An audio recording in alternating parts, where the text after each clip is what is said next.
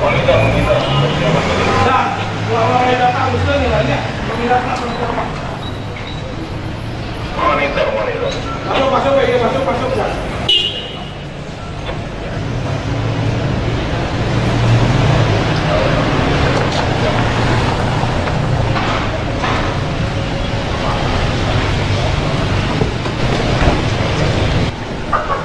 Tentunya luar biasa.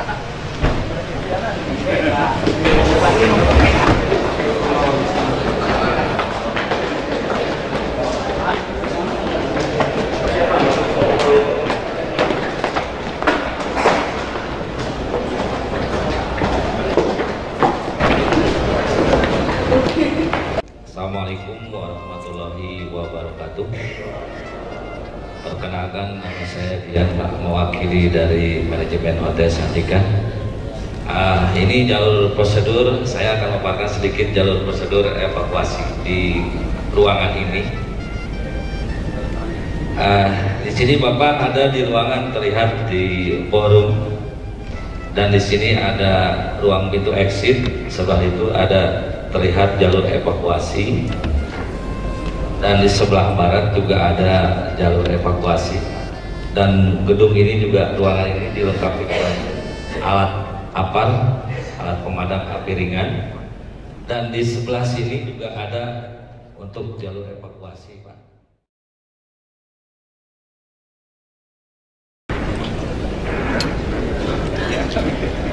Menyanyikan lagu kebangsaan Indonesia Raya.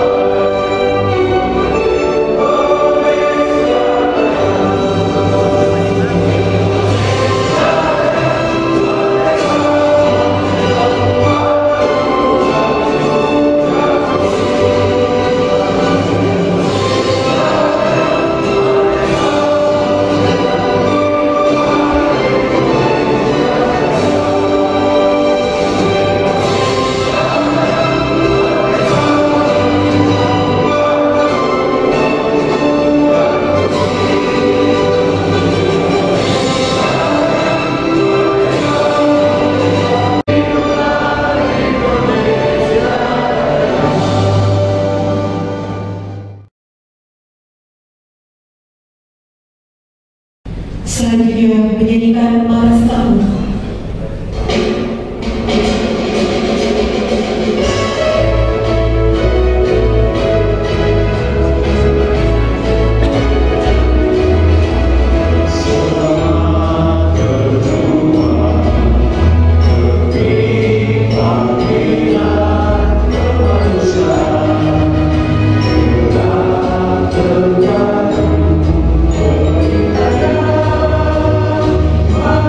Stop.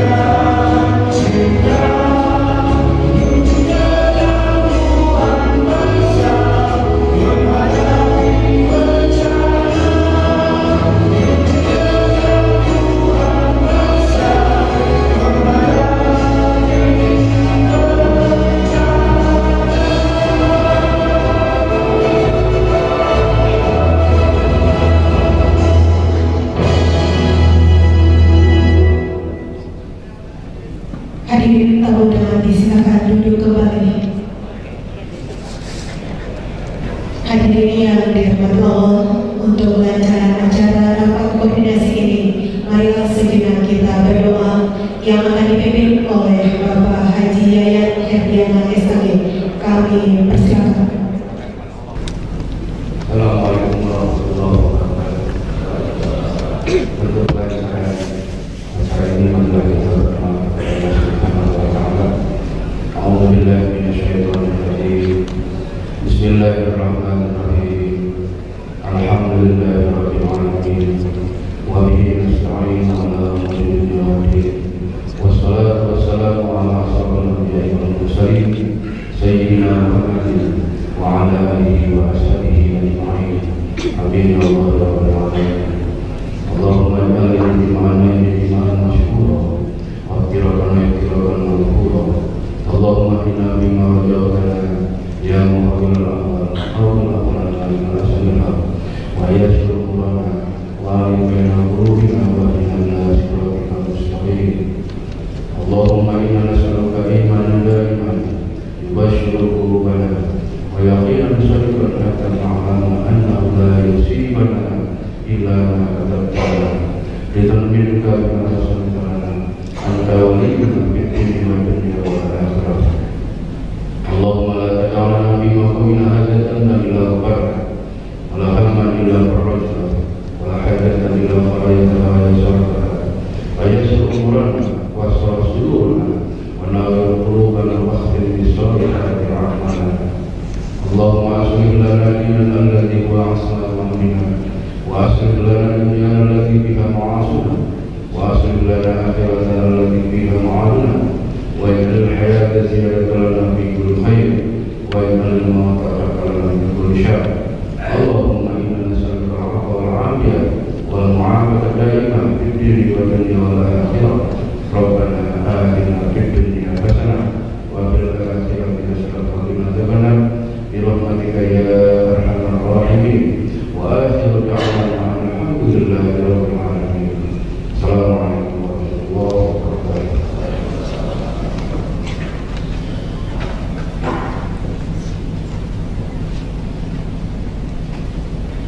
Hadirin yang kami hormati, selanjutnya laporan Kepala Pelaksana BPBD Kabupaten Tasikmalaya selaku Ketua Panitia Penyelenggara yang kami hormati Bapak Dr. Haji Undang Solikin MSI. Kami persilakan.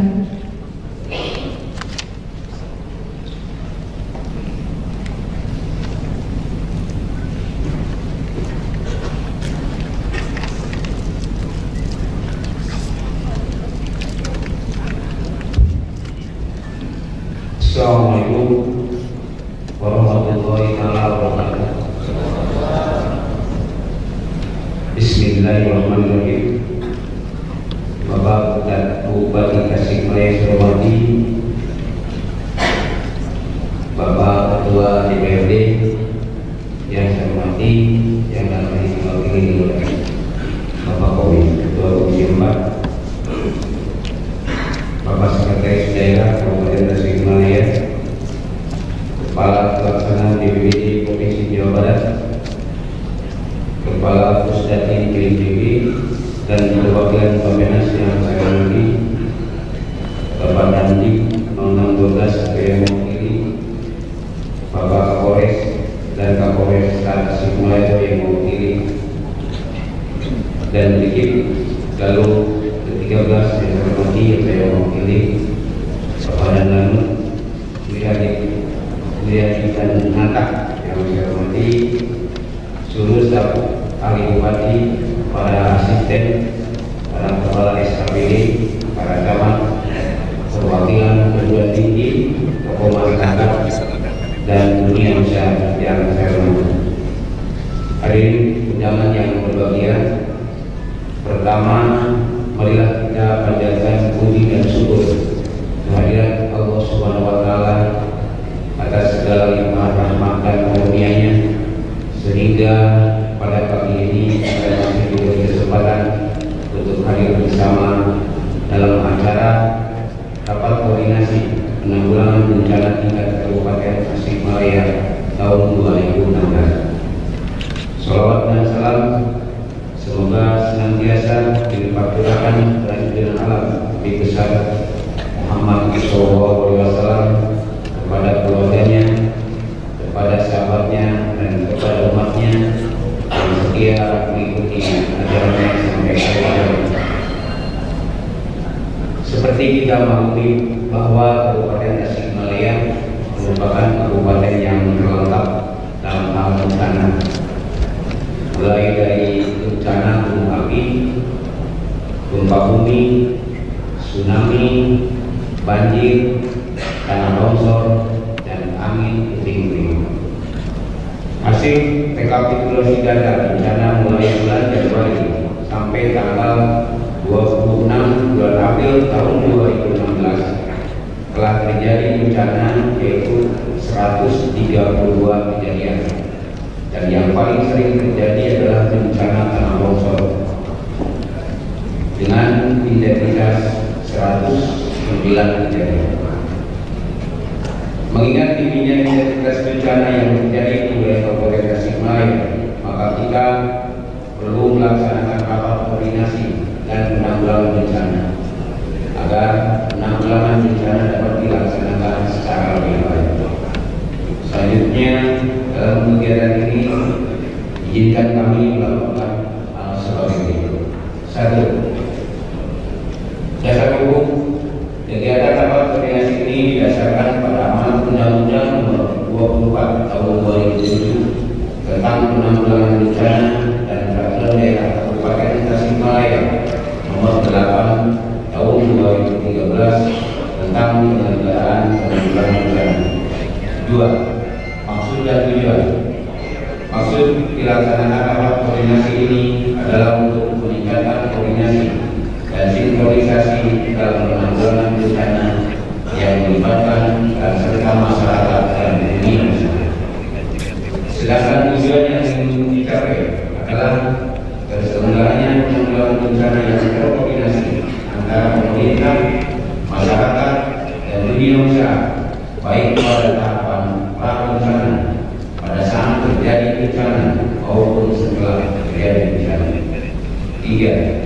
Peserta rapat koordinasi merupakan perwakilan dari unsur organisasi perangkat daerah, para camat, cendekiawan, dunia usaha, dan tokoh masyarakat.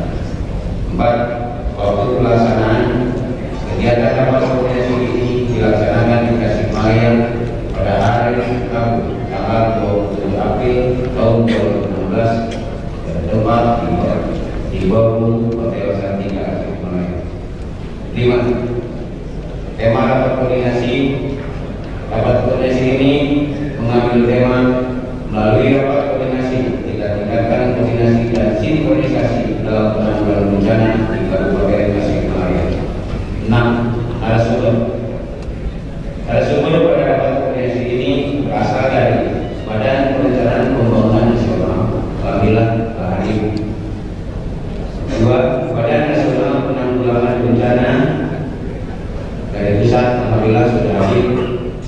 BPBD Provinsi Jawa Barat, Pak Kepala langsung Kepala BPBD-nya. DPRD Kabupaten Tasikmalaya di Solo, Pak Ketua sedang di perjalanan. Bapak Sekretaris Daerah Kabupaten Tasikmalaya sudah ada di tengah kita. 7. Sumber dana. Rapat koordinasi ini dilaksanakan dengan biaya dari APBD Kabupaten Tasikmalaya tahun anggaran 2016. Bapak Bupati yang saya hormati, demikian laporan yang dapat kami sampaikan. Mudah-mudahan kegiatan ini dapat bermanfaat dan terselenggara sesuai dengan yang diharapkan. Serta mohon kiranya Bapak dapat memberikan arahan dan sekaligus membuka secara resmi acara ini. Billahi taufiq wal hidayah. Wassalamualaikum warahmatullahi wabarakatuh.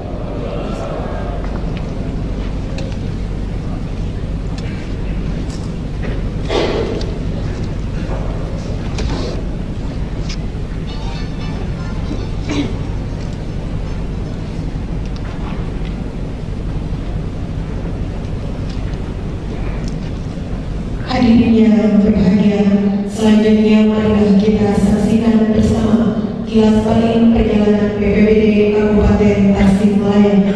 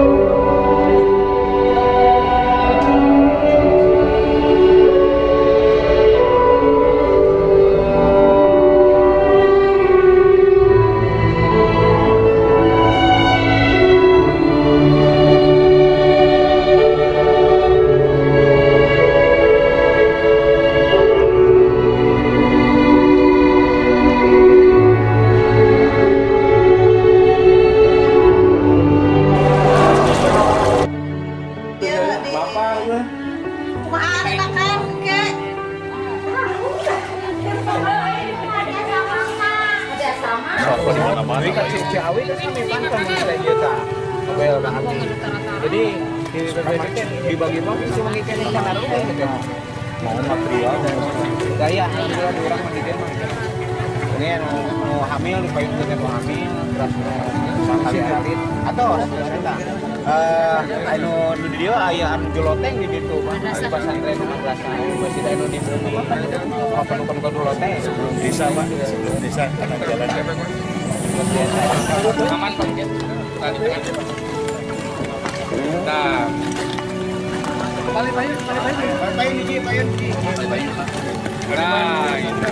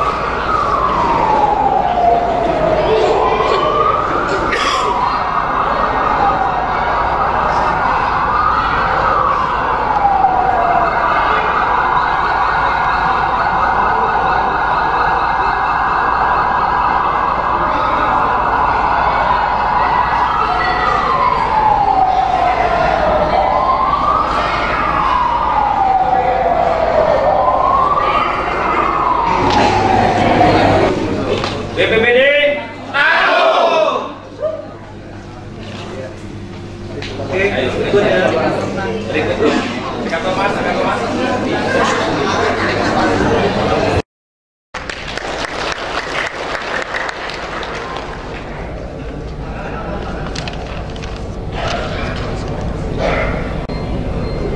yang kami hormati, selanjutnya sambutan Bupati Tasikmalaya dilanjutkan dengan kata-kata pembukaan rapat koordinasi ditandai dengan pemukulan gong. Yang terhormat Bapak U. Cahyokumolo, kami persilakan.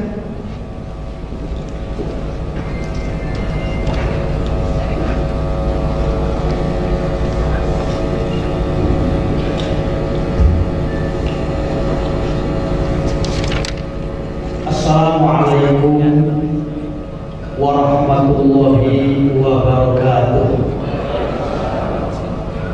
Inna alhamdulillah usolli wa sallimu ala rasulillah Muhammad bin Abdillah wa ala alihi wa sahbihi wa mawala amma. Yang saya hormati putusan dari Bappenas Jakarta, sekaligus saya ucapkan selamat datang di Tasikmalaya. Kehadiran Bapak menunjukkan keseriusan pemerintah pusat terhadap bencana yang ada di wilayah Kabupaten Tasikmalaya. Yang saya hormati Kepala BPBD Provinsi Jawa Barat beserta rombongan, yang terhormat Ketua DPRD Kabupaten Tasikmalaya Bapak Dr. Anies Haji Hikmat beserta anggota Forum Komunikasi Pimpinan Daerah Kabupaten Tasikmalaya ataupun yang mewakili. Yang saya hormati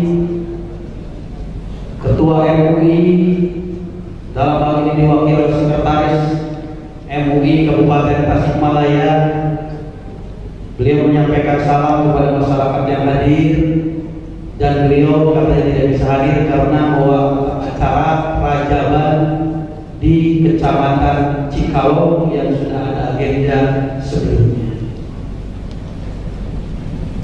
Sekretaris daerah, para asisten, kepala dinas, badan dan kantor yang saya hormati, khusus kepala BPBD Kabupaten Pemkab Tasikmalaya, Kabupaten Tasikmalaya, para pengusaha, para usahawan, baiknya adalah BUMD ataupun instansi-instansi lain. Hadirin para peserta yang saya hormati, kita sudah memaklumi bahwa Undang-Undang Nomor 24 Tahun 2007 sudah diputuskan beberapa tahun yang lalu, di mana ada beberapa poin dalam undang-undang tersebut, antara lain bahwa untuk menghadapi bencana kita tidak hanya dalam penanggulangan, tetapi antisipasi atau preventif terhadap bencana tersebut, supaya bencana itu tidak terjadi ataupun tidak terulang. Maka kita, masyarakat, pemerintah harus melakukan langkah-langkah antisipatif dan preventif. Yang melaksanakan langkah-langkah preventif dan antisipatif terhadap bencana bukan hanya pemerintah. Dalam undang-undang tersebut ditekankan bahwa pihak swasta, pihak masyarakat, termasuk di dalamnya pemerintah, harus terlibat dalam kegiatan kemanusiaan tersebut. Maka kegiatan inilah, rakor dan sinkronisasi inilah, sebagai wujud sebuah kebersamaan dalam melaksanakan Undang-Undang Nomor 24 Tahun 2007, baik tentang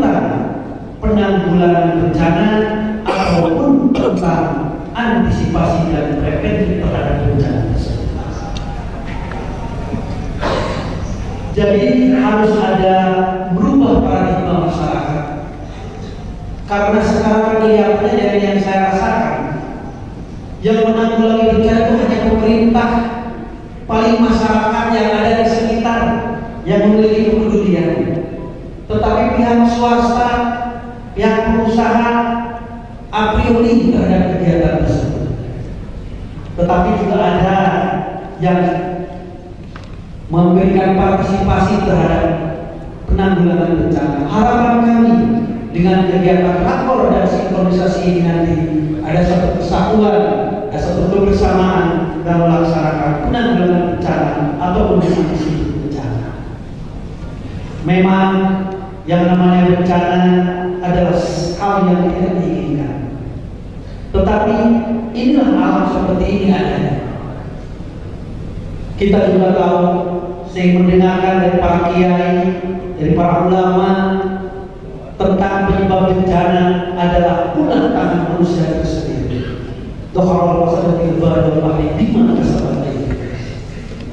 Dulu di Kabupaten Tasikmalaya tidak ada BPBD. Tetapi dengan keseringannya ada bencana, maka lahirlah BPBD. Mungkin kalau orang tua kita dulu, nenek moyang dulu tidak suka merusak yang ada di bumi ini. Tetapi ulah tangan manusia lah yang merusak sehingga terjadi bencana, maka lahirlah BPBD di Kabupaten Tasikmalaya. Itulah siklus alam yang tidak bisa kita hindari dan tidak bisa kita hindari. Mudah-mudahan dengan rakor ini penanggulangan bencana dan preventif terhadap bencana bisa dilaksanakan dengan secara kebersamaan. Kita paham tidak ada kekuatan tanpa ada kebersamaan. Kabupaten Tasikmalaya, apa yang disampaikan oleh Ketua BPBD tadi, memang ada potensi-potensi bencana dan bahaya. Tapi kami yakin bukan hanya di Kabupaten Tasikmalaya, kabupaten-kabupaten lain pun ada potensi bencana gara-gara ulah manusia. Berat sama dipikul, ringan sama dipikul. Mari kita bersama-sama menghadapi bencana dan mari kita bersama-sama antisipasi terhadap bencana. Harapan kami kegiatan ini bermanfaat, kegiatan ini maslahat untuk masyarakat. Tidak berharap kegiatan ini hanya sebatas yang paham adalah para kepala dinas, yang memanfaatkan adalah kita-kita semua. Tetapi dengan adanya kegiatan ini mudah-mudahan merambah, bermanfaat untuk masyarakat Kabupaten Tasikmalaya. Amin ya rabbal alamin. Kemudian sesuai dengan permintaan dari panitia, saya membuka kegiatan ini, maka diawali ucapan basmalah bersama-sama. Bismillahirrahmanirrahim. Kegiatan rapat koordinasi penanggulangan bencana tingkat Kabupaten Tasikmalaya dengan resmi saya nyatakan dibuka. Semoga Allah Subhanahu wa taala memberkati kita semua. Amin ya rabbal alamin. Akhir kalam wa aqulu minkum. Wassalamualaikum warahmatullahi wabarakatuh. Dengan pembukaan gong oleh Bupati Tasikmalaya, mohon mendampingi pimpinan DPRD Kabupaten Tasikmalaya, pimpinan dan anggota DPRD Kabupaten Tasikmalaya, Kepala BPBD Pusat atau yang mewakili, Kepala BPS atau yang mewakili, Kepala Pelaksana BPBD Provinsi Jawa Barat, Sekretaris Daerah Kabupaten Tasikmalaya dan Kepala Pelaksana BPBD Kabupaten Tasikmalaya.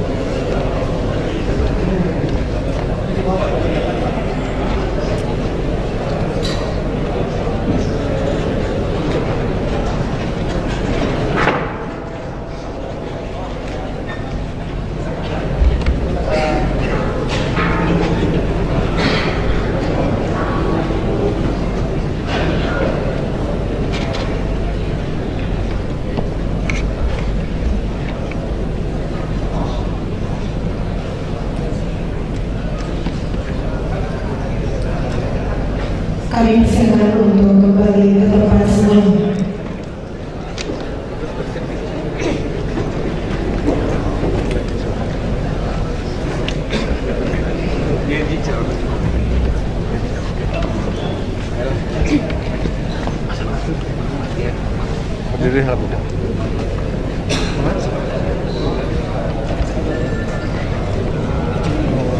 Hadirin tamu undangan dimohon berdiri.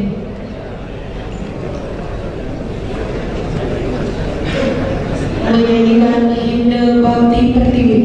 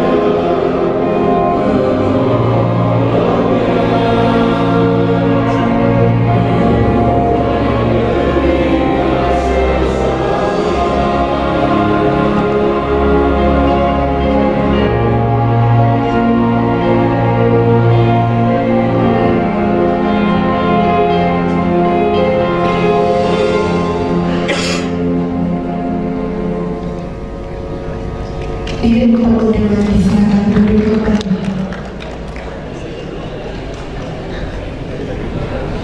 Undang ke sini belum pernah ya? Ya, saya coba sedikit menjelaskan tentang tadi judulnya konsep. Saya bilang nggak usah konsep lagi. Saya udah tulisin kebijakan perencanaan program penanggulangan bencana dalam rencana pembangunan jangka menengah 2015-2019. Jadi bukan konsep lagi ya, udah jalan. Kita udah 2016. Jadi sebelum saya masuk nanti ke cerita tentang bencana, saya mau refreshing dulu cerita tentang masalah perencanaan supaya bapak-bapak, ibu, semua para hadirin sekalian ini belajar mulai dari perencanaan itu sebenarnya gimana. Ya, jangan kita cuma bisa melaksanakan atau melakukan kegiatan-kegiatan yang tidak tahu apa muasal dari mana kegiatannya. Ini outline kami nanti di dalam acara paparan kami itu ada kebijakan, nanti ada risiko bencana di Jawa Barat, ada nanti bagaimana peran kementerian lembaga, nanti ada mekanisme perencanaan itu nanti terakhir untuk masalah kebijakan. Bapak Ibu sekalian, saya di bawah aja biar sambil lihat, tapi nggak kelihatan ya. Jadi kalau rencana pembangunan jangka nasional 2005-2025 ini itu ada 4. Uya belum dikasih ini, nanti Bapak bisa dapat bahannya aja. Tapi intinya adalah bahwa di dalam 3 dimensi pembangunan ada yang namanya dimensi pembangunan manusia, dimensi pembangunan sektor urban, dan dimensi kewilayahan yang terdiri revolusi mental yang sekarang kita kenal, ada pendidikan secara perumahan, dan juga ada kedaulatan pangan, ada kedaulatan energi. Semua ini adalah bagian dari pembangunan kita. Sekarang apa yang dilakukan? Kita lihat ini visi dan misi pembangunan selama 5 tahun. Kita tahu ada 7 misi pembangunan. Ya, mungkin kalau bapak-bapak ibu yang anggota dewan harusnya bisa tahu misi pembangunan seperti ini di nasional seperti ini. Nah, ini yang saya akan jelaskan bahwa begitu masuk Presiden baru kita Jokowi yang nawacita ini, bahwa udah lihat 9 nawacita ini tidak ada cerita bencana, ya, nggak ada. Di nawacita juga tidak ada bicara bencana. Bencana bukan sesuatu yang prioritas, ya. Lihat, menghadirkan kembali negara, ada nggak? Nggak ada kan? Begitu bahwa Presiden Jokowi yang ditanya mana draft demokratiknya dari presiden, harus di-match. Gimana cara matching yang urusan penanggulangan bencana ke dalam ini? Ada nggak kira-kira? Setelah komunikasi lama ini sebelum 2014, akhirnya keluar cerita nomor 7. Nah, akhirnya bencana itu dimasuk di nomor 7, mewujudkan kemandirian ekonomi dengan menggerakkan sektor strategi ekonomi domestik. Masuk akal nggak? Ya kan? Kenapa? Karena kalau terjadi bencana di sektornya fokus agendanya adalah di situ ada pelestarian sumber daya alam, lingkungan hidup, dan pengelolaan bencana. Ini maksudnya. Jadi kalau masuk Jokowi dan mewujudkan kemandirian ekonomi dan menggerakkan ekonomi domestik, ini peran dunia usaha harus masuk ke sini. Jadi kalau terjadi bencana, rusak, hancur, semua untuk membangun ekonomi itu masuk dalam. Kita merubah paradigma dari cerita bencana itu dari urusan responsif jadi preventif, ya. Urusan sektor menjadi multi sektor. Urusan yang dulunya inisiatif pemerintah pusat sekarang tanggung jawab semua pihak. Ya, semua pemerintah pusat, suatu daerah, swasta, perguruan tinggi, LSM, dunia usaha, masyarakat itu juga terlibat. Dulu sentralisasi, sekarang desentralisasi. Dulu kita cuma tanggap darurat, sekarang kita kenal pengurangan risiko bencana. Ini yang kita harapkan teman-teman di Kabupaten Tasikmalaya bisa bahwa urusan ini adalah urusan semua. Ini wilayah Indonesia. Yang merah itu ini diambil dari indeks peta indeks risiko bencana Indonesia dikeluarkan oleh BPBD tahun 2013. Di sini BPBD ini udah dapat biru, udah ya. Belum? Belum ada jawaban. Nanti saya akan kasih satu Pak ke Pak Sekda, buku biru, buku ini. Supaya ini ada buku acuan seluruh yang merah ini. Peta yang merah ini di mana hampir 65% wilayah Indonesia bencana. Yang merah, yang kuning itu masih bencana. Kalau yang Jawa merah semua. Jadi tidak ada yang merah, Jawa merah semua. Sekarang Tasik merah apa tidak? Enggak. Ternyata masih seperti itu. Dan kita bicarakan. Nah, karena dasar inilah pembangunan di Indonesia, kalau tidak memperhatikan peta itu, orang membangun jalan, membangun apapun pembangunan infrastruktur harus perhatikan.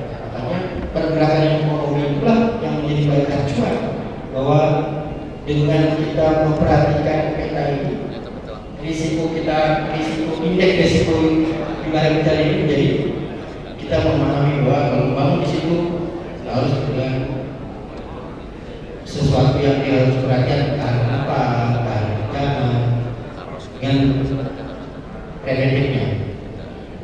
Ini wilayah Indonesia. Ini dari seluruh Indonesia hampir 65%, 320 kabupaten kota termasuk. Tasik itu masuknya jadi bodoh. Yang merah. Ini di dalam tanda buku. Ini secara persebaran keseluruhan Jawa 90 kabupaten kota. Hampir semuanya Jawa. Nah, dasarnya ini berdasarkan di Bappenas yang dibangun kemudian lembaga semua membuat rencana pembangunan jangka menengah 5 tahunan bahwa sasaran utama adalah menurunkan menjadi risiko bencana supaya warnanya merah menjadi merah muda. Ini jadi tidak wilayah itu menjadi aman dari bencana.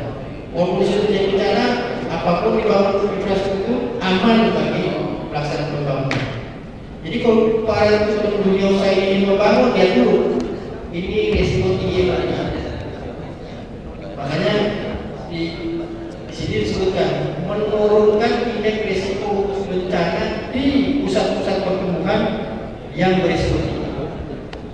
Setelah dicek dari 400 kali kabupaten kota, 136 yang di pusat-pusat pertumbuhan yang berisiko tinggi itu ada 136. Lokasinya tersebar di Indonesia, termasuk Tasik. Termasuk pusat pertumbuhan itu, sehingga arah kebijakan nasional adalah menurunkan risiko bencana dengan meningkatkan kapasitas pemerintah, ya, meningkatkan kapasitas pemerintah baik pusat, daerah, juga masyarakat dan dalam menghadapi bencana. Ini tujuan 5 tahun ke depan. Tadi saya bilangkan bahwa di Nawacita tidak ada, di RPJM ada. Ini yang harusnya diacu nanti oleh RPJMD daerah. Kabupaten Tasik mengacu pada saat menyusun RPJMD acuan ini supaya apa? Teman-teman di SKPD semua juga ada acuan. Nanti pada saat membuat SKPD ada acuan. Ini sasaran kebijakan nasional. Kita lihat gimana cara menurunkannya. Kalau sasaran nasional menurunkan indeks risiko, arah kebijakannya dalam dengan menurunkan indeks risiko juga meningkatkan kapasitas. Strateginya adalah ada 3 strategi, dan 3 strategi yang ada di rencana pembangunan jangka menengah khusus untuk bencana. Pertama, menginternalisasi pengurangan risiko bencana dalam rangka pembangunan berkelanjutan di pusat dan daerah. Apa aja? Ini saya bahas satu. Strategi yang kedua, menurunkan tingkat kerentanan terhadap bencana. Kita bahas. Di internalisasi ada 6 kegiatan yang perlu dipahami. Kelihatan nggak ya? Jadi pertama, integrasi dalam perencanaan nasional. pengenalan, pengkajian dan pemantauan risiko bencana. Ya, di dalam investasi tadi. Pemantauan kajian dan peta risiko, integrasi dan peta risiko, harmonisasi kebijakan peraturan. Jadi kalau ada peraturan dari pusat, peraturan dari daerah, enggak kita harapkan bisa saling mendukung peraturan. Kalau tidak mendukung, ya nggak ada peraturannya. Jadi gara-gara peraturan kita bisa tidak melaksanakan investasi kerangka. Menyusun rekor pada kabupaten kota dari investasi. Kalau kita lihat di dalam penanganan bencana, di dalam perencanaan, ini kita tahu kegiatan di pusat. Nanti jelasnya saya akan jelaskan di belakang bahwa kita ada RPJM, ada rencana tata ruang, ada rencana penanggulangan bencana IPB masing-masing kabupaten kota. Ini adalah bagian dari internalisasi. Pengelolaan kerentanan apa? Ini pengelolaan kerentanan, yaitu mendorong, kalau kita lakukan kerentanan, yaitu dengan mendorong dan menumbuh kembangkan budaya sadar bencana di daerah. Bagaimana sadar bencana itu kita dorong, kita tingkatkan. Terus meningkatkan sosialisasi PRP kepada masyarakat. Ini bagian dari peningkatan kerentanan. Terus penyediaan penyebaran luasan informasi, pelatihan terhadap bencana secara berkala, meningkatkan kerjasama dengan semua kepentingan. Ini bagian. Meningkatkan kualitas hidup masyarakat. Ini bagian dari peningkatan kerentanan. Pemeliharaan dan penataan lingkungan. Ini bagian dari peningkatan. Kalau ini sungai keadaan yang baik, tidak terjadi sesuatu yang menghambat, ini juga bagian peningkatan kerentanan. Membangun dan membuat kearifan lokal, ini bagian peningkatan kerentanan. Sekarang yang ketiga strategi adalah meningkatkan kapasitas pemerintah, dan pusat, daerah, masyarakat. Kalau kita lihat bagian meningkatkan ini, kita tahu, tapi caranya gimana? Ya pasti semua tergantung dengan biaya, tergantung juga semua ke dorongan dukungan dari swasta, masyarakat, semuanya. Contoh, bagaimana kita membuat kapasitas lembaga dan lembaga? Kalau mereka memahami masalah bencana, pasti itu akan meningkatkan kapasitas kemampuannya. Indeks risiko akan turun. Menyediakan sistem peringatan dini bencana, mengembangkan kemampuan fintech dan juga pendidikan, selalu melakukan simulasi dan gladi kesiapsiagaan menghadapi bencana, bagian dari kapasitas. Menyediakan infrastruktur mitigasi dan juga kesiapsiagaan juga merupakan desa tangguh bencana. Ya, para misalnya beberapa camat, kepala desa, bagaimana kita mengembangkan desa tangguh bencana ini? Ini yang benar-benar kita tingkatkan. Juga meningkatkan kapasitas manajemen dan perizinan logistik bencana. Ini 3 strategi nasional. Salah satu jalannya sebaiknya di RPJMD muncul. Ya, RPJMD Kabupaten Tasik muncul nggak ini? Kalau enggak, gimana kita mau masuk menangani bencana? Ya, rancangannya aja tidak ada. Mudah-mudahan ada. Lanjut. Ini secara nasional kita lihat namanya sedang framework di atas. Disaster risk reduction, bahwa dunia udah buat sedang framework tahun 2015 sampai 2030. Ini harus matching dengan RPJM. Ini ada melihat di dalam dia mengurangi risiko secara nasional, secara internasional pun juga mengurangi jumlah kematian, mengurangi jumlah orang yang terdampak, mengurangi kerugian ekonomi, mengurangi kerusakan infrastruktur, bagian semua kegiatan-kegiatan terkait dengan ekonomi, meningkatkan cakupan dan akses terhadap early warning system. Ini kerangka kerja Sendai, ya, jadi Sendai Framework yang pada saat itu dilaksanakan di Jepang. Hubungan dengan perubahan ini dua ada. Dan jadi mendorong daerah juga turut membuat strategi yang perubahan iklim, meningkatkan pengetahuan kapasitas masyarakat terhadap perubahan iklim. Ini bagian dari untuk kita memahami masalah bagaimana kita bekerja secara prospek bencana. Lanjut ya.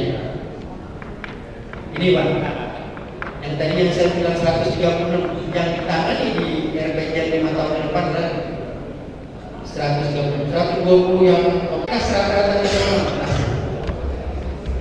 Iya kan? Rata-rata nasional tadi berapa? Ini rata-rata nasional 169. Tasik itu 224. Kalau yang diturunkan indeks ini terus gimana? Padahal bencana itu hampir sering terjadi. Tadi Pak Sekda bilang berapa? 4 bulan aja udah lebih dari 4 bulan Pak ya bencana terjadi. Masih. Nah terus sekarang kalau semua di sini diam aja, tenang aja kan? Melihat ini harusnya itu. Gede banget dasar. 224, gimana cara menentukannya?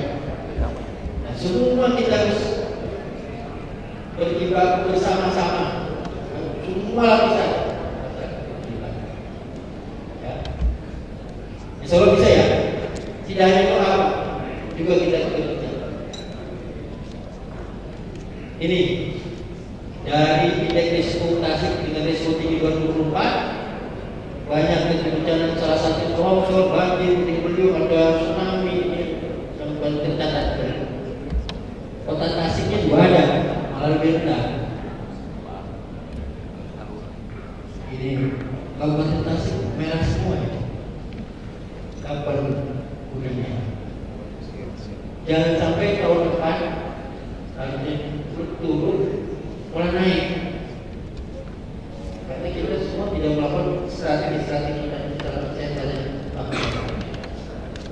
Ini kejadian bencana gempa bumi ini kita lihat dulu ya 2 September 2009. Ya kan? Mana gempa buminya 7,4 skala dampaknya. Harapan kita semua kita berharap tidak ada yang terjadi. Ya. Kalau kita semua mau, bagaimana preventif? Kalau kita menjaga menurunkan risiko itu. Sekarang bagaimana peran KL Kementerian Lembaga di pusat sana? Ternyata tidak hanya bapak-bapak di kabupaten saja berpikir. Kementerian Lembaga itu juga berpikir apa yang harus dilakukan kita untuk seluruh bencana menjadi urusan wajib pemerintah. Menurut catatan ini, namanya BPD akan jadi dinas. Karena masuk di sini. Kalau dinas tidak ada koordinasi, pelaksanaan saja. Ini draft PP-nya sudah sampai di Seknek. Nah sekarang bagaimana Badan Penanggulangan Bencana Daerah itu tetap harus badan koordinasi. Ini harus peran pemerintah daerah bahwa BPBD tetap BPBD supaya bisa berkoordinasi, supaya menjadi koordinasi. Jadi BPBD dibilang bahwa ya selama ini belum saatnya BPBD jadi dinas, tapi di dalam Medan catatannya kalau 6 pelayan dasar masuk kepada urusan wajib di daerah mau nggak mau jadi ya harapan kami semua ya tetap BPD ya supaya bisa bapak presiden bisa berkoordinator jadi koordinator mengkoordinasi seluruh pusat kegiatan bencana daerah peduli langsung biasanya dengan BPD ini kalau udah bencana udah langsung di lokasi ini ya problem. Dan program ini adalah bagian yang harus kita ketahui. Ya, saya lewatin aja. Lihat nanti. Ini adalah keterpaduan program kita sudah. Semua ada di sini. Ini semua yang terlibat usaha bencana. Semua kegiatan yang terlibat bencana ini ada. Banyak banget. Ya kan, banyak sekali. Ada lagi lainnya juga. Kita tahu. Ada kegiatan di bawah koordinasi, harusnya di bawah koordinasi BNPB sebagai koordinator dalam melaksanakan contoh.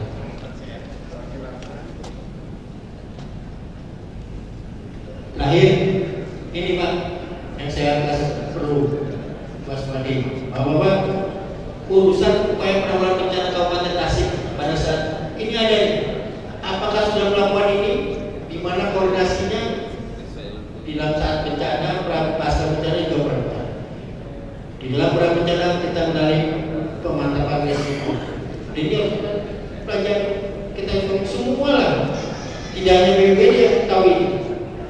Semua aparat dari cabang, usaha, LSM, masyarakat, perguruan tinggi ikut memikirkan bahwa beginilah rota pemutaran kalau memang terjadi bencana.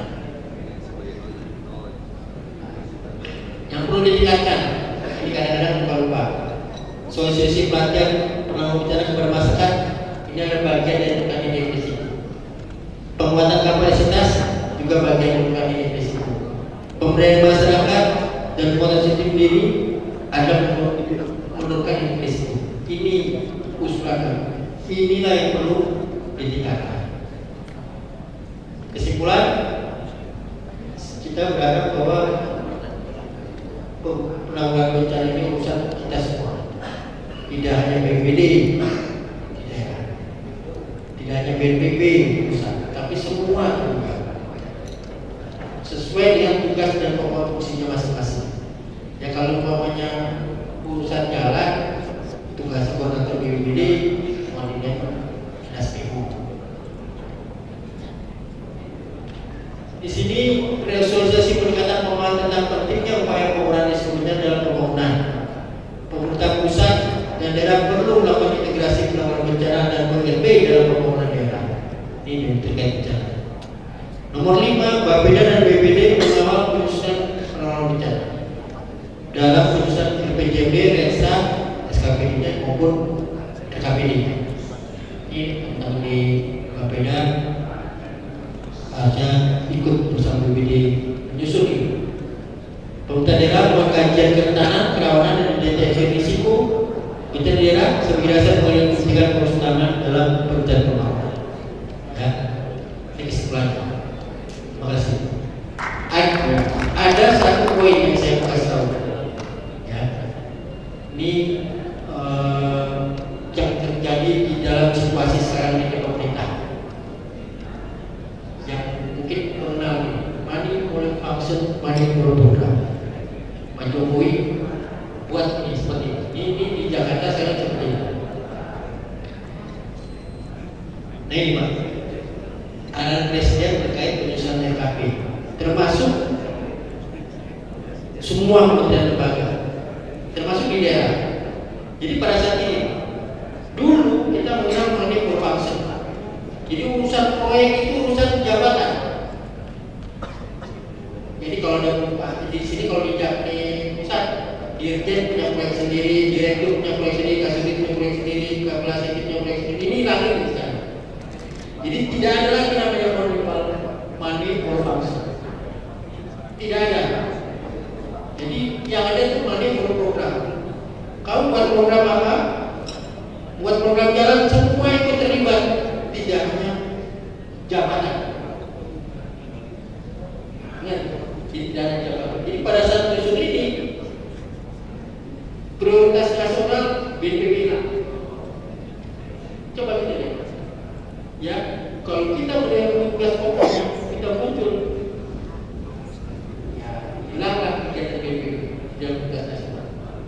Ini manipulasi di dalam prioritas, sehingga kelihatan bahwa kemana kementerian-kementerian lembaga yang hanya bikin proyek aja, tidak mendukung kegiatan lain.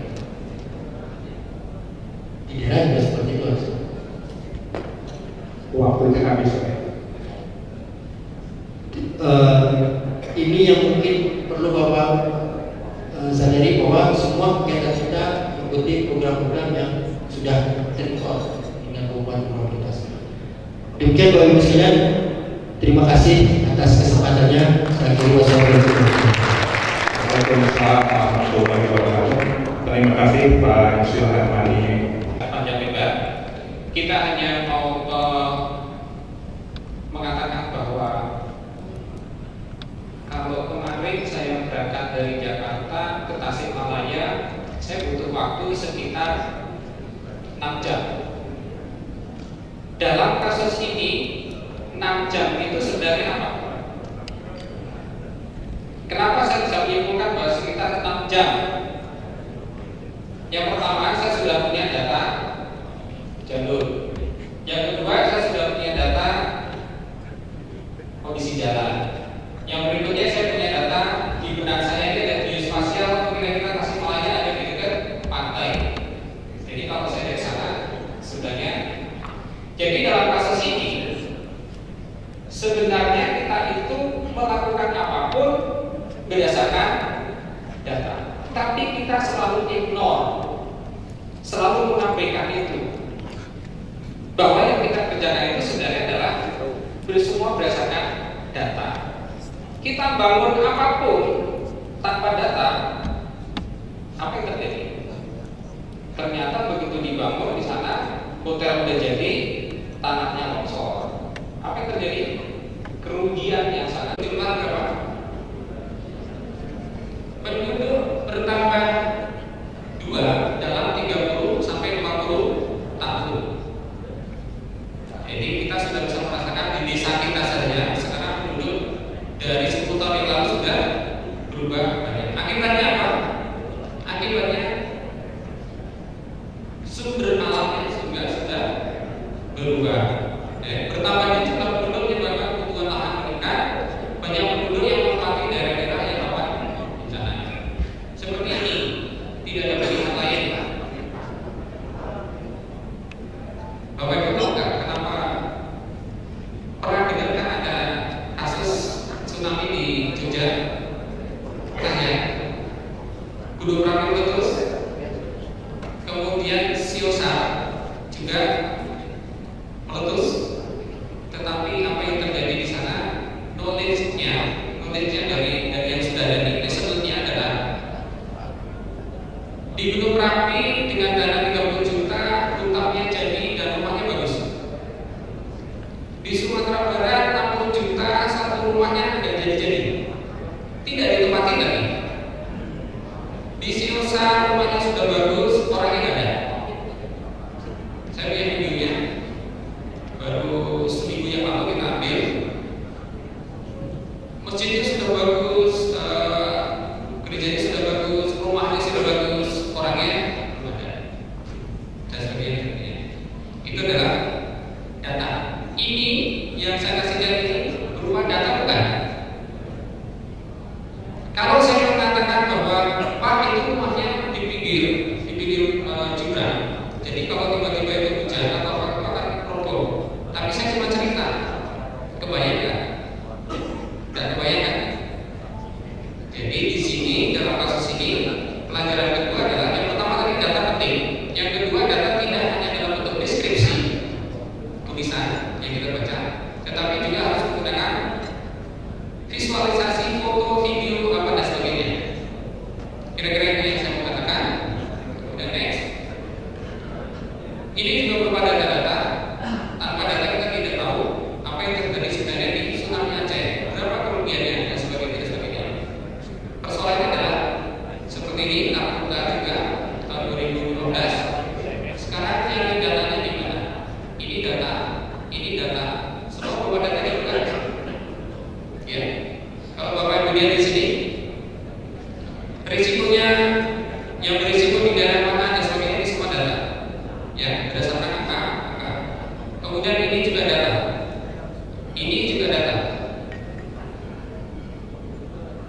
Jadi dari data kita bisa mengetahui siklus, gitu kan ya, kira-kira begitu. Inti dari gambar ini, kalau saya baca adalah, oh pernah terjadi Banyuwangi tahun 94 kejadian.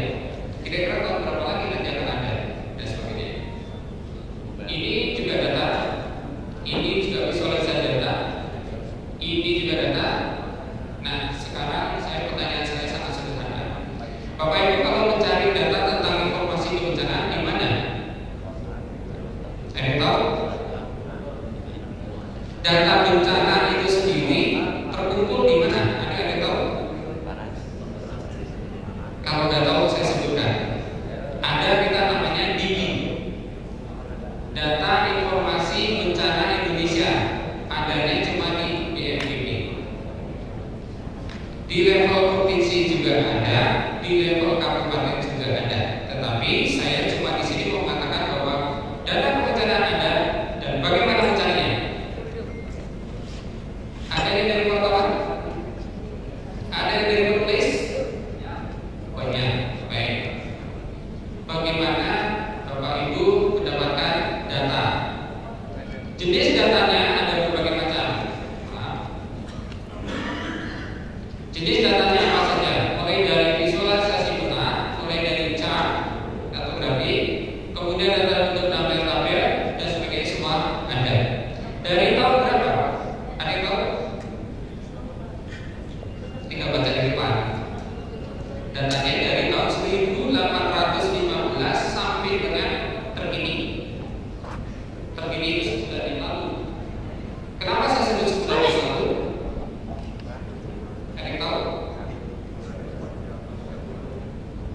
Anda dapat sekali bukan? Betul. Tapi ada alasan yang lebih menarik lagi, yaitu data di DIGI sudah tidak berubah lagi. Saya ulang. Data di DIGI angkanya sudah tidak berubah lagi. Makanya kenapa sampai dengan sebulan yang lalu. Pak, kalau misalkan ada kejadian banjir, jam 10 dilaporkan ada korban 10, jam 10 lewat 20 dilaporkan korban bertambah menjadi 15, jam 10 lewat 30 menit berubah lagi menjadi 20 misalkan. Itu ada di mana? Ada yang tahu? Kita catat datanya. Kalau dari Pusjalon tadi mengatakan bahwa Pak jam 10 lewat 10 korbannya 15, 10.20 berubah lagi, 10.30 berubah lagi. Itu ada di mana? Ada yang tahu? BMKG? Bukan Pak. BMKG itu kan cuaca dan sebagainya.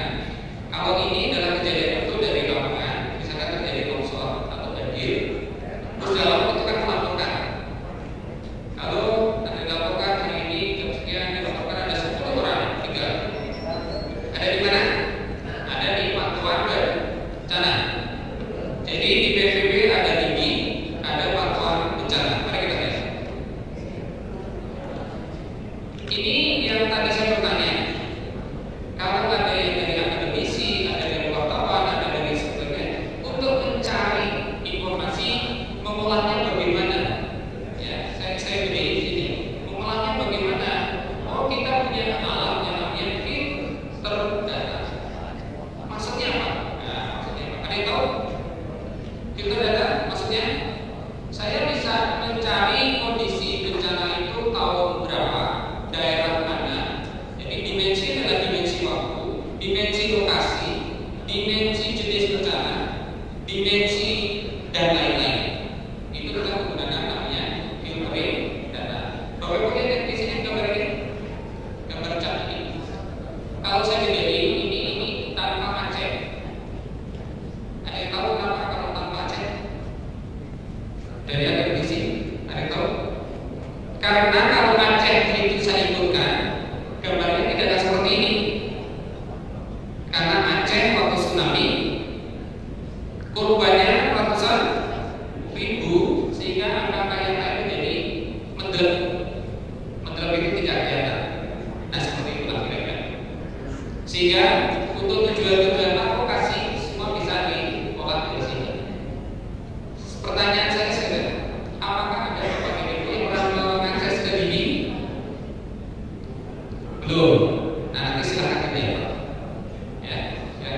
Next. Yang berikutnya ada yang lain. Yang lain itu adalah integrasi. Ini oleh-oleh dari Sendai kemarin. Oleh-oleh dari Sendai kemarin dari Jepang. Itu kita dihargai banyak negara karena sudah terintegrasi dengan data demografi dan data infrastruktur. Ada yang tahu data demografi dari mana? Data demografi dari mana? Dari hasil sensus penduduk 2010. Karena terakhir sensus penduduk itu adalah sensus penduduk 2010. Kok lama? Itu kan udah sekarang sudah berubah. Nah, kita kombinasi dengan adanya proyeksi penduduk 2010 sampai 2035.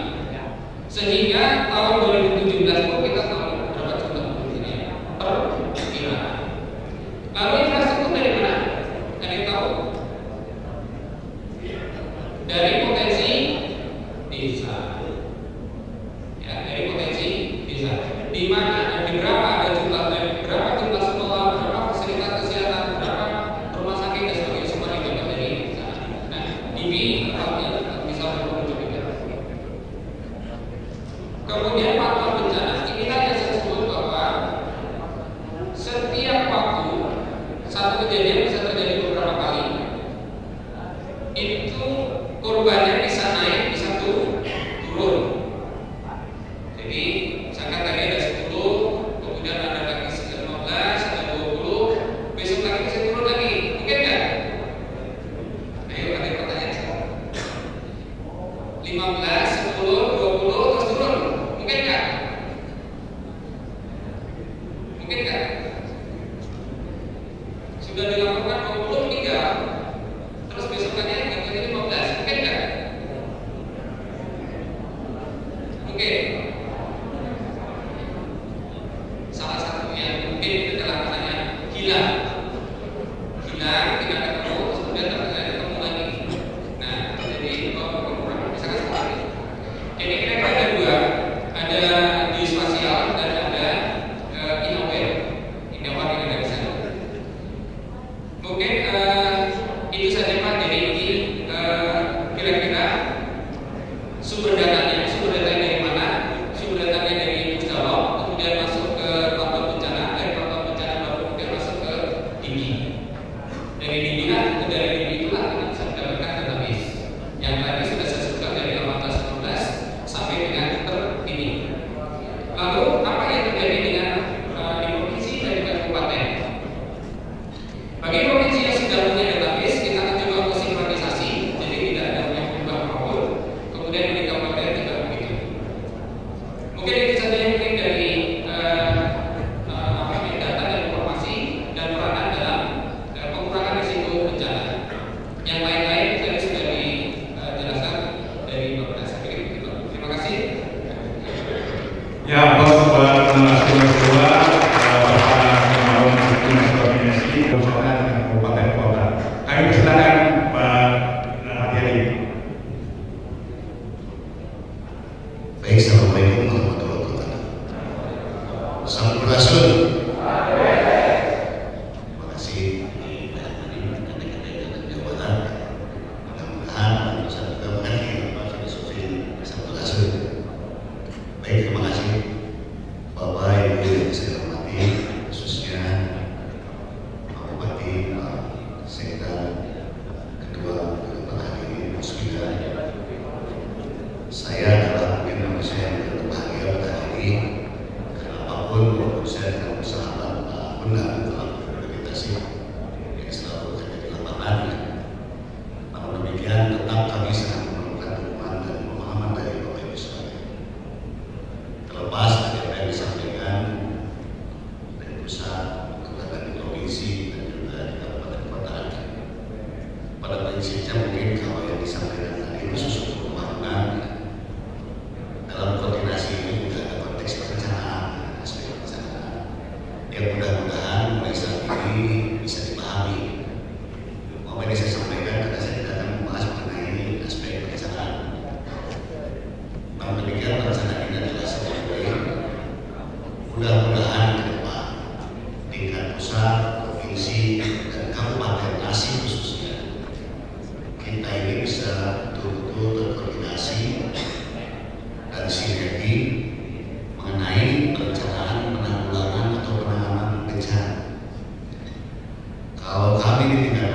provinsi berharap secara utuh semua kabupaten kota bisa berlaku ini. Dan saya yakin sahabat di kabupaten kota khususnya di Kabupaten Tasik yang sering sudah intens proaktif menyampaikan hal-hal yang harus dilakukan oleh provinsi. Namun demikian, apabila ada usulan atau suatu kegiatan yang tidak terlalu di kabupaten, sebaiknya terkoordinasi, bersinergi, proaktif bersama kami dengan provinsi untuk mengusulkan dan menyantolkan di tingkat provinsi. Tentu saja ini tidak terlepas dari sahabat Kopda ini. Memang konteksnya harus demikian. Namun demikian di tingkat provinsi pun belum tentu sebetulnya bisa diakomodir.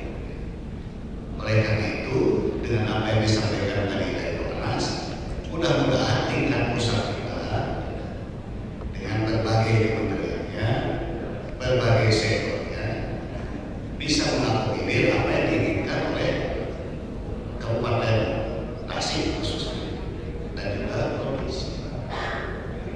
Mengapa ini saya sampaikan secara umum terlebih dahulu? Memang di pusat ada BNPB dan ada juga Kementerian Sosial. Namun tidak semua melulu ini bisa diakomodir atau diatasi oleh aparat pusat Kementerian Sosial. Di provinsi ada BNPB, kemudian di kabupaten juga ada. Namun demikian ini semua tidak melulu bahwa penanganan kebencanaan ini akan tuntas oleh satu lembaga. Di sini saya mau bahwa kita sejak koordinasi sampai penanganan yang namanya aspek perencanaan itu adalah sangat penting. Atau kalau sedikit lebih dekat dengan data, mungkin namanya perencanaan semua sangat dekat kepada data. Dan yang paham mengenai demografi, topografi, monografi, di sini ada para sahabat dari tingkat kecamatan, bacaman. Yang memahami adalah Bapak Ibu Saudara, walaupun di tingkat pusat sudah buat suatu master bahwa indeks risiko bencana di Indonesia itu adalah seperti atau tingkat provinsi Jawa Barat sudah bisa disediakan. Tapi ini bukan akan berubah dan akan dinamis walaupun sudah ditentukan total angka dikunci bahwa provinsi Jawa Barat ranking ketiga.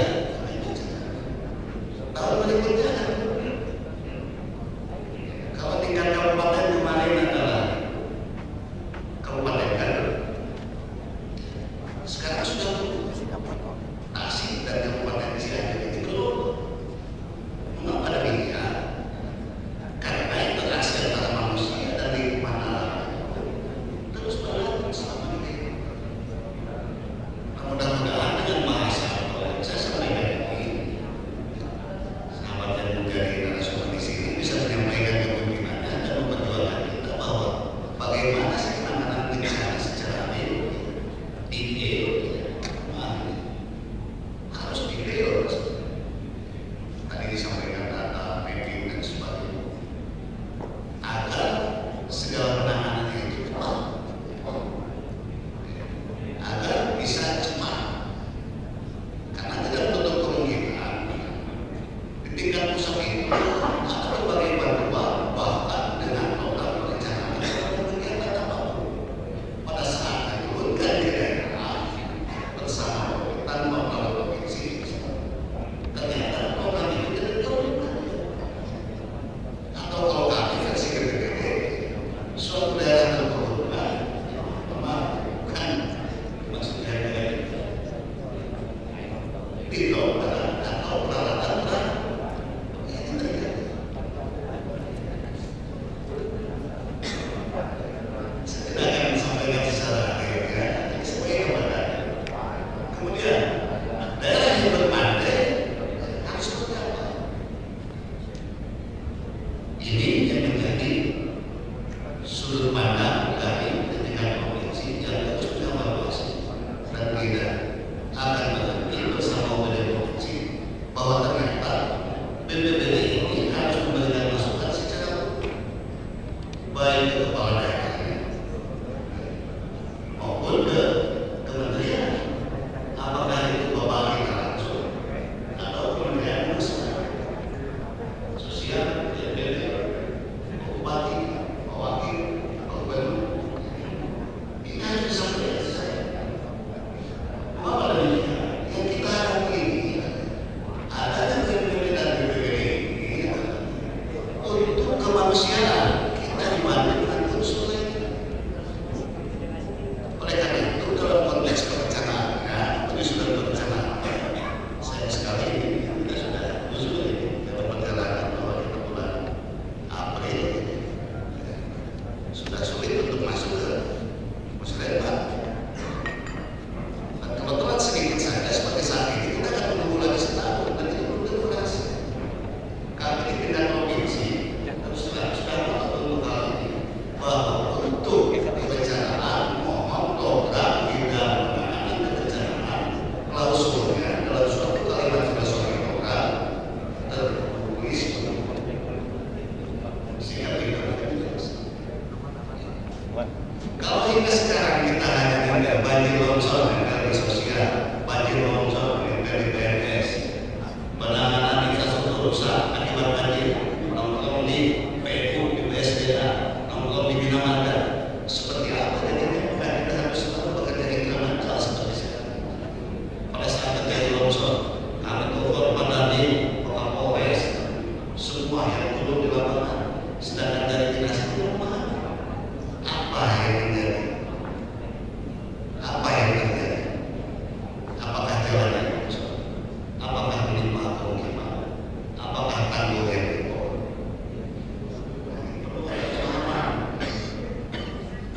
Saya mudah-mudahan ada perubahan dari sahabat dari Komnas ya, pesan kami dari KPU. Namun demikian pada kesempatan ini yang saya tekankan kepada para sahabat di tingkat Kabupaten Tasikmalaya, mudah-mudahan semua bisa terkoordinir dengan baik. Jadi pakalan di BPD itu sudah jual keras minimal di THPD, mudah-mudahan difasilitasi oleh masyarakat. Kalau ini tidak terkoordinasi, jangan harap penanganan kebencanaan ini akan baik.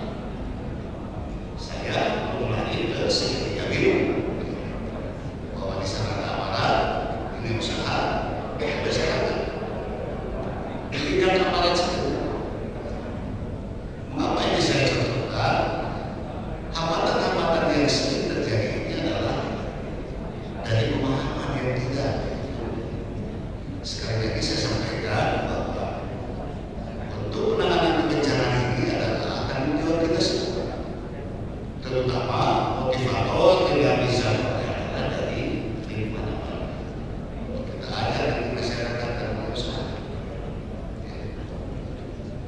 Mohon maaf saya sampaikan. Mengapa demikian? Karena di BPD atau BPD ini ada 3 aspek penanganan yang mutlak tidak bisa dirubah-rubahkan. Coba mohon maaf, gambar siklus. Ada siklusnya.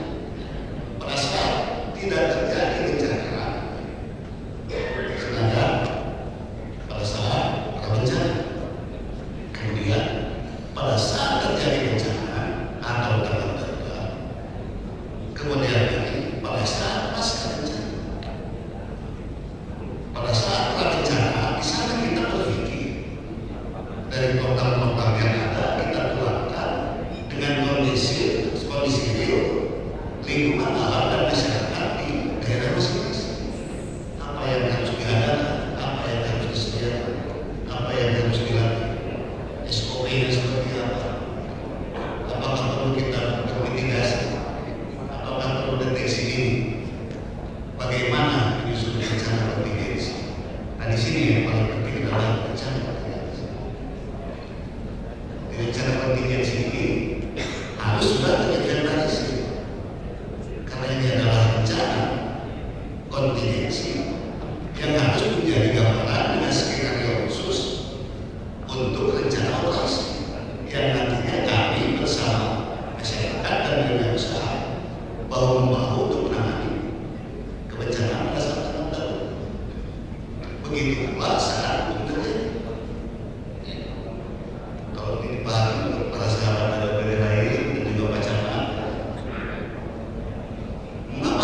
menjadi penting karena untuk menyusun rencana OTDC itu perlu ditentukan skenario apa. Skenario ini sangat berkaitan dengan lingkungan alam sekitar. Kalau di kecamatan Sukaraja misalnya berpantai yang mengenai tsunami itu lagi, kita berpikir seluruh-luruhnya apabila terjadi tsunami harus seperti apa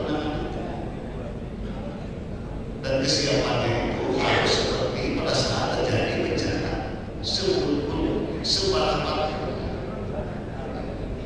dan di dalamnya itu harus sudah terkoordinasi. PU berbuat apa untuk bencana? Apakah untuk jalan atau infrastruktur lain? Dinas kesehatan untuk obat-obatan dan hal-hal lain yang mungkin melekat fungsi-fungsi ini di setiap OPD yang harus dikoordinasikan secara utuh sehingga kita bisa sinergi dalam satu pemahaman. Karena fungsi dari BPD itu hanya 3, koordinasi, komando, dan pelaksana. Tanpa koordinasi yang itu, kalau masih kalian dengan kata koordinasi, tidak akan. Padahal koordinasi ini harus diwujudkan secara pada saat koordinasi dilakukan, rapat-rapat koordinasi itu harus membuahkan hasil sehingga output awal dari koordinasi itu adalah kolaborasi. Mengapa ini saya sampaikan kolaborasi? Karena khusus untuk penanganan kebencanaan harus jelas siapa berbuat apa yang tersedia. Adakah di OPD kita? Apakah alat kekuatan beras, BPD dan sebagainya? Ini semua harus diintegrasi dalam rencana kontingensi untuk menghadapi bencana, bahwa sumber daya yang dimiliki oleh Kabupaten Tasikmalaya adalah seperti ini. Sekian, orangnya sekian, peralatannya sekian, sehingga setelah terukur baru kita bisa melaksanakan suatu kegiatan yang lebih baik dalam perjalanan. Kami lengkapi lagi apa sih yang tidak ada di Kabupaten Tasik pada penanganan bencana, biar kami bersama BNPT melengkapi peralatan bayi, peralatan ibu-ibu, gizi, dan sebagainya, alat-alat berat. Kalaupun tidak ada, kita ada. Walaupun belum bisa memiliki sesaat dalam proses tanggap darurat, kita bisa menangani. Mengapa hal ini menjadi penting? Karena inilah yang menjadi ikon kita, atau bisa dikatakan filosofi kita dalam penanganan kebencanaan. Sejauh mana pelayanan kepala daerah atau pemerintah Indonesia ini, khususnya di Tasik, memberikan pelayanan pada kebencanaan dan mengurangi risiko bencana yang akan terjadi, bukan mengurangi risiko bencana yang sedang terjadi. Jadi segalanya harus dihitung dari data perencanaan, konsep besar, rapat koordinasi, semua harus. Namun demikian, bahwa hal ini harus dimulai dari Bapak Ibu sekalian. Mudah-mudahan bisa dilakukan. Ini merupakan rapat koordinasi yang dipimpin oleh Pak Bupati. Mudah-mudahan Kabupaten Tasik ini menjadi kabupaten yang pertama yang terkoordinasi di bidang bencana. Selanjutnya, pada saat tanggap darurat harus seperti apa? Di sana tidak terjadi segala sesuatu, jangan sampai menjadi chaos. Untuk komandonya, apabila sudah terkoordinasi, baru ada komando. Kita sudah bisa mengukur kekuatan. Untuk komandonya bisa oleh Pak Bupati, Pak Sekda, Kepala BPD, atau Pak Dadi, atau Kepala dari Polisi Daerah. Tergantung dari momen atau kondisi pada saat bencana itu terjadi.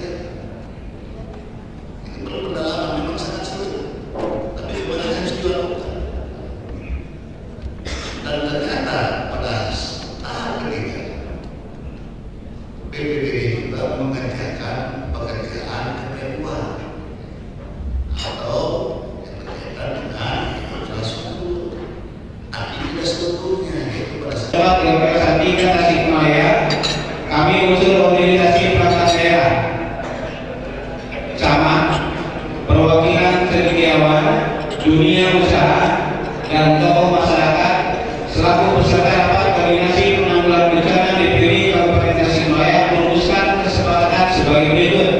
1. Pengintegrasian penanggulangan bencana sebagai prioritas dalam rencana pembangunan jangka menengah daerah dan menjabarkan ke dalam ekstra BPBD dan SKPD terkait. 2. Menetapkan regulasi dan pelaksanaan penyelenggaraan penanggulangan bencana melalui peraturan bupati.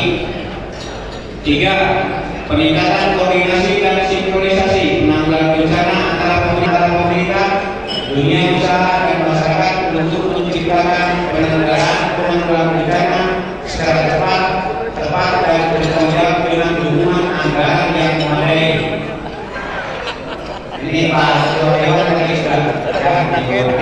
4. Meningkatkan kualitas data, informasi dan pelaporan kejadian bencana melalui sistem pelaporan bencana berdasarkan pada peraturan yang telah ditetapkan dan peralatan teknologi informasi dan komunikasi. Tasikmalaya, Terakhir. 27 April 2016. Yang terakhir aja dibacakannya. Atas semua peserta SKPD Kabupaten Tasikmalaya ini memegang nanti yang tangan.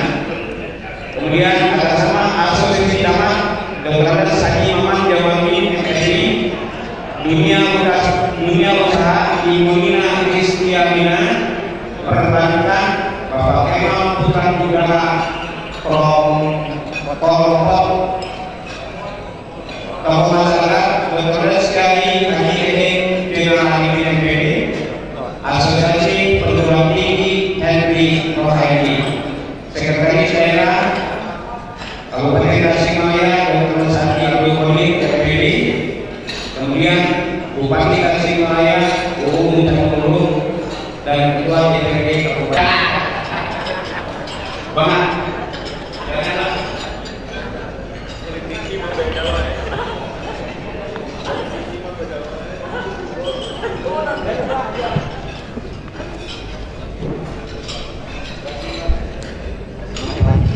bagi bapak dan ibu yang Pak Camat, koordinator Pak Camat, Pak Ahmad dan Bang Din, dimohon pilihnya disimpan dulu.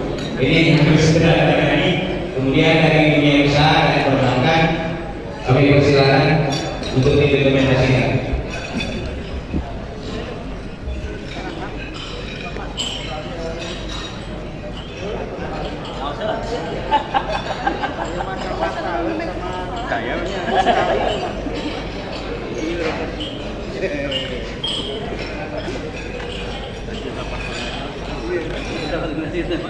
Macam mana? Aku undang miskin.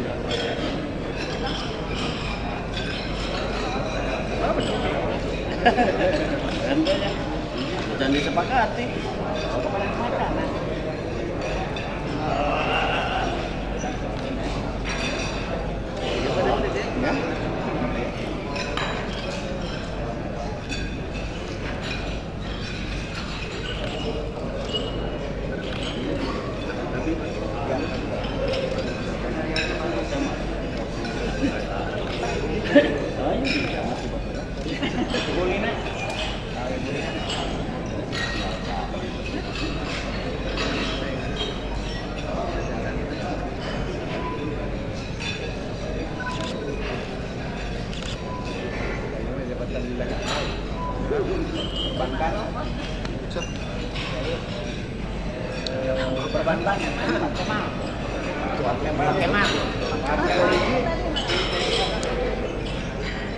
Asisten 1.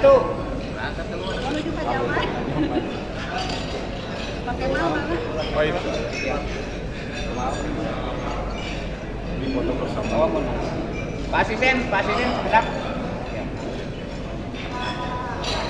Pak, si ibu kita foto bersama nanti. Ibu itu. Ibu ke depan aja dulu. Ibu Lina, kita foto bersama ibu. Pak Kemal.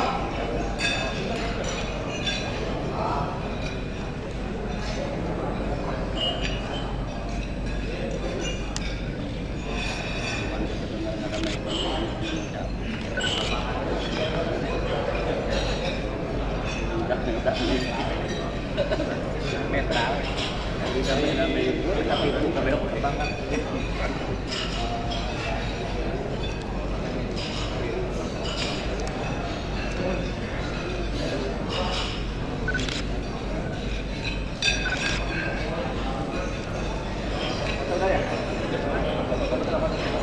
ya Pak, meja apa meja?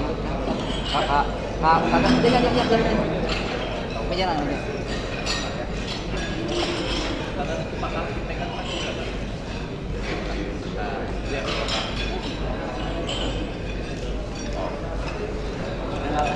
Jangan dia kan 8.